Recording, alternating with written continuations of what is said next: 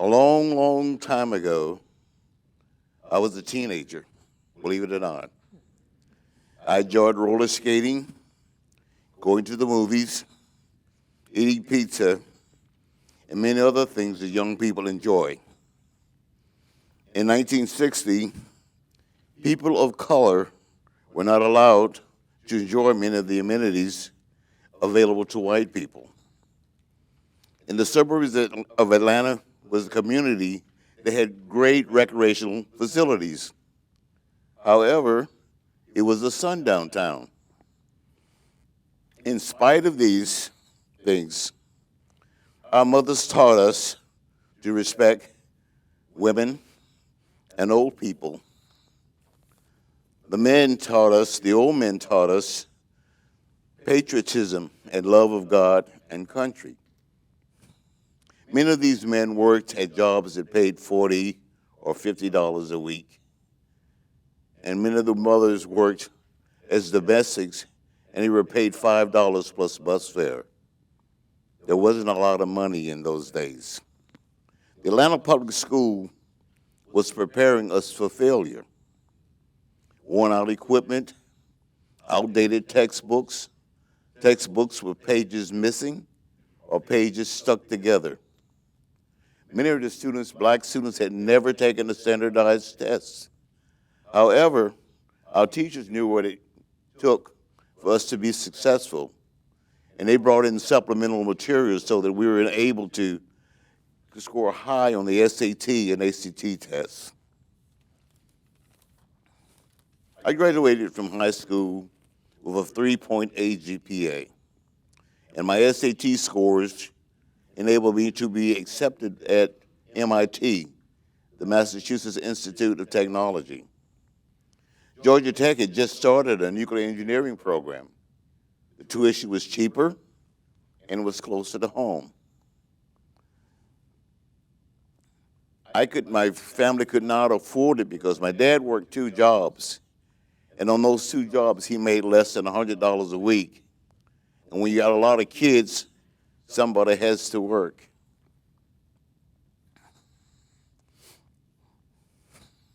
I applied to Georgia Tech, but they denied my application, not because of academics, but in 1960, they required that each applicant be recommended by 2 members of the alumni, and the chances of me getting someone to recommend me for the school was nearly impossible.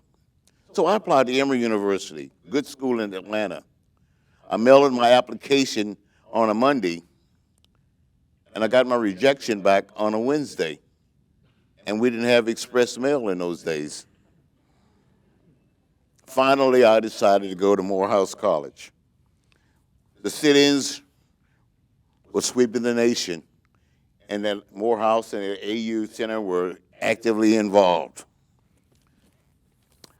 When they allowed freshmen to participate, I joined.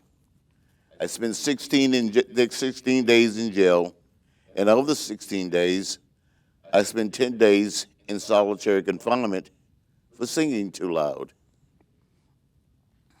The boycotts, the sit-ins, and the picketings brought us victory. The lunch counters were integrated, and they started to hire black people for more meaningful jobs. The Congress on Racial Equality realized that there were a lot of trained kids throughout the country in nonviolent passive resistance, and they needed bodies for their Freedom Ride project. Well, no one knew what a Freedom Ride was, but I was eager to fight segregation no matter where it was. And I applied, and somehow they accepted me. After the acceptance, we had to go to Washington, D.C. for 3 days of advanced training in nonviolence. And there we had scenarios where we planned what might happen to us. They might yank you off a stool. They might pour condiments on you, spit on you, or put a cigarette out on you. So we went through this for 3 days. And of course, we called each other all the nasty names that were available. So after 3 days, we were ready to hit the road. And we left. The early part of the ride was uneventful. The first instance where we had any problems was in Charlotte, North Carolina, where they wanted to arrest me for having my shoes shine. And it was not a test that we normally would do, but if you know anything about the student movement, the boys generally wore a shirt and tie, sometimes a jacket, and the girls always wore Sunday best. So it was a matter of grooming rather than testing anything. So I got off the shoe shine stand, and someone else was arrested in my place. The next incident we had problem was in Rock Hill, South Carolina, where John Lewis, who later became a congressperson, and Albert Bigelow, they were beaten severely. But when the police came, they asked John, they says, you want to press charges? John says, no, we are not about punishing people. We are about the system of segregation. This must have had a great impact on these men, because several years later, one of the men was in Washington, D.C., and it went by John's office and apologized. And that's the only known record of anyone apologizing to a freedom rider or freedom fighter for being attacked. Next, we ended Georgia. Georgia was smart. They allowed us to do things normally. They either allowed us to eat and drink in the restaurants, or they closed the place down. When we got to Atlanta, we met with Dr. King and his staff, and we hoped that he would join us. But Dr. King did not want to join us. He says, I hear that terrible things await you in Alabama. He says, the word is you won't make it out of Alabama. Now, we respected Dr. King, but we had a job to do. The next day was Mother's Day, a beautiful day. And when I got to the bus station that morning, someone gave me a scrap of paper with a telephone number on it. Normally, I would have put it in my inner jacket, but for some reason, I put it in my pants pocket. We get on the bus. It was a wonderful Mother's Day, beautiful day. And everything was fine until we got to the Georgia-Alabama line. There, a man was getting off the bus, and he looks at me, and he says, you've had it good here in Georgia, but you're in Alabama now. Well, I wasn't worried about this guy. He's getting off the bus. But little did I know that in a couple hours I would see him again in Birmingham. So we get into Anderson, and for some reason, the bus station was closed. Our bus driver, he gets off, and he talked to some people, and he was a policeman there. He gets back on the bus. He says, I understand the Greyhound bus has been set afire, and they're taking the people to the hospital by the carloads. Now, we knew that our friends were on that bus, but not having a cell phone and those kinds of technology, we had no idea how bad they were hurt or if they were hurt at all. But what we later found out is when they got to Anderson, men laid in front of the bus while other men punctured the tires. When the bus left the station, it ran out to Highway 202, and the tires finally went flat out in front of Forsyth & Sons grocery store. The bus driver, he gets off, he locks the door, he inspects the tires.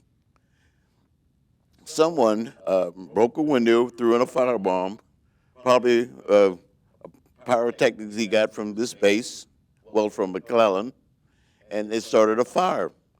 Many of the Freedom Riders got on the floor where the air was fresher, but soon smoke and fire engulfed the whole bus. There was an explosion of the gas tank, door popped open, the men came out the door, and when many of them did, they were hit with baseball bats.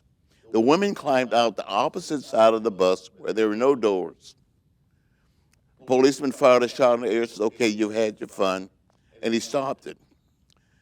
The Freedom Riders were all laying out on the ground, and a little 12-year-old white girl named Janie Forsyth came, and she gave them aid. She's the only one that showed any compassion that day for the Freedom Riders.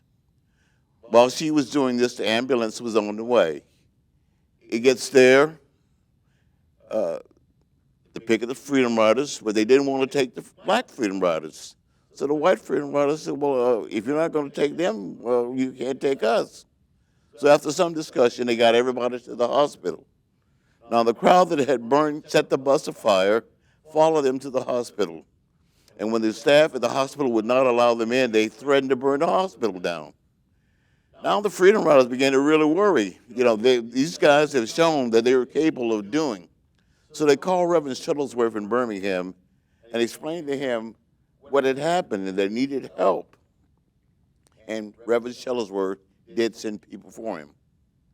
Now back on our bus driver gets back on the bus, and he says to us, if the blacks don't get to the back of the bus, I'm not moving the bus. Well, we didn't move. The students, we were not going to move.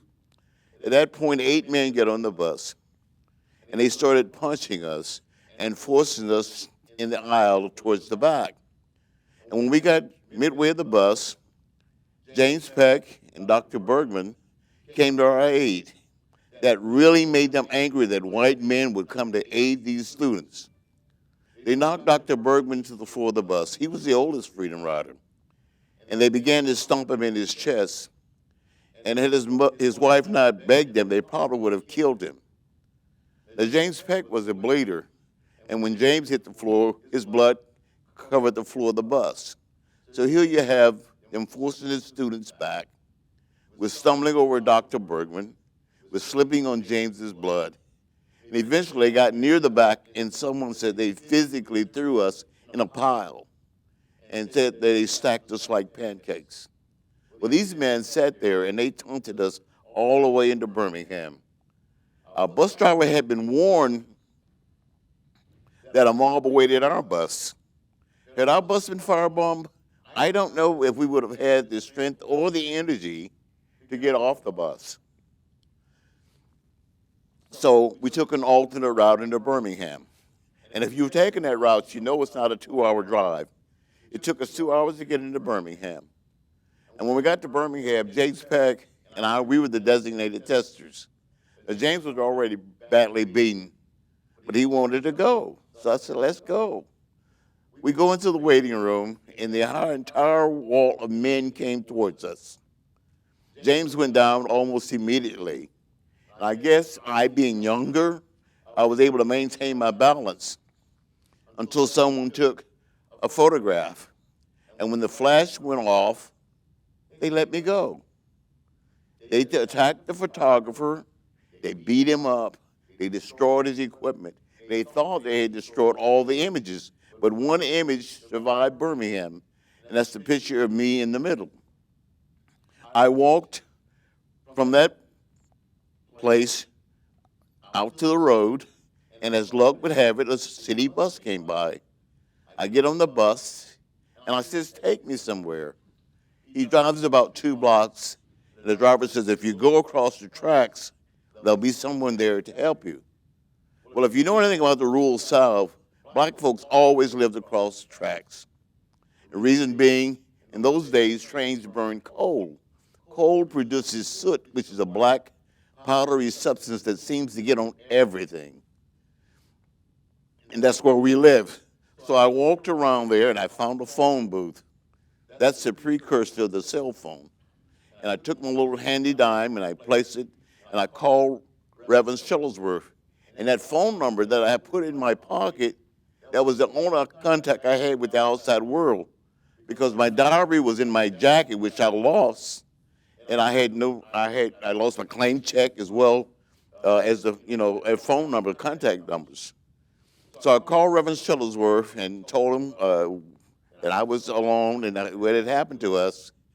And he sent 3 of his deacons to help me. When they got there, they saw me and they saw the blood and they says, you need to see a doctor.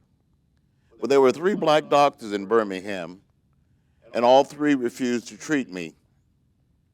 So they said, well, there's a nurse back in the congregation. Maybe she can help you. They took me back to the church, and the nurse, indeed, she put a special bandage to kind of pull my scalp together, and that's the only treatment I got. The night we had a very emotional mass meeting in Birmingham, the people were very supportive, and we took a vote that we wanted to continue the Freedom Rides. However, we were only going to use 1 bus. But the next day, we get to the bus station, and no driver would take us. We could not get anyone to drive a bus out of Birmingham. So we said, okay, let's fly. We'll fly to New Orleans. We get to the airport, we purchase our tickets, we get on the plane, there's a bomb threat. We deplane, we go back in, we wait, they clear the plane, we get back on, another bomb threat. Now, we were beginning to wonder, will we ever get out of Birmingham? But we were blessed because Mr. Siegenthaler, who's an aide of the Kennedy administration, he came from Montgomery and he expedited our flight out of Birmingham. And we got to New Orleans. We were greeted by a bunch of screaming people, but they were not local people or Klansmen. It was the policemen. They had lined the tarmac, and they were calling us all their names. But we were used to it by then. We had been called every conceivable name you could think of. We had a wonderful time in New Orleans. We had a wonderful rally. And we had chosen May 17th as to celebrate the Brown versus Board of Education decision. That was why the date was chosen. We were disappointed because we could not continue the Freedom Rides. But while we were in New Orleans, we found out that the kids in Nashville under Diane Nash were ready and prepared to take our place. These were the replacement Freedom Riders. And they came, and their first group was beaten in Montgomery on May 20th. It was 200 Klansmen to 20 students, and they were beaten badly, very badly. John Lewis was beaten again. He was hit with a milk crate, and Jim Square, a real dear friend, his tooth was broken. It's a terrible beating that they took. They attacked all the news media who accompanied the rise. But that started something, because after that, kids, instead of doing internships that summer, they wanted to be Freedom Riders, and they came from all over the country. In the end, there were 436 Freedom Riders. 50% was white, 50% was black, 1/4 were women. And the only two groups were planned was our group and the Nashville group. The Freedom Rise eventually was successful, in spite of the fact when they were in Parchman Prison, they increased the time of incarceration, they increased the amount of bail, but nothing disturbed these students. And for 8 months, they carried on this nonviolent campaign.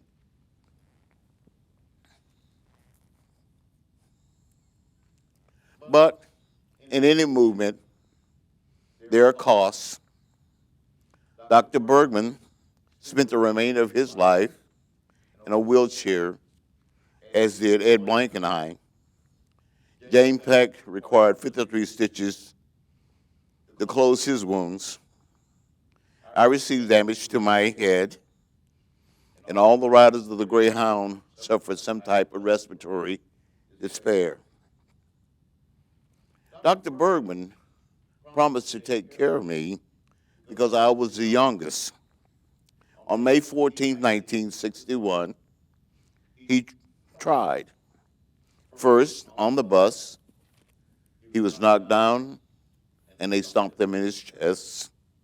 And then in Birmingham, when he heard that James and I was in trouble, he came towards us. He was knocked down, and he was crawling on his hands and knees, looking for us. This 62-year-old man almost lost his life trying to save a little black boy, me. I will never forget him. You can change the world, and I will help you. Today, we can all make a difference. Be a friend, make a friend. Will you be my friend? Thank you.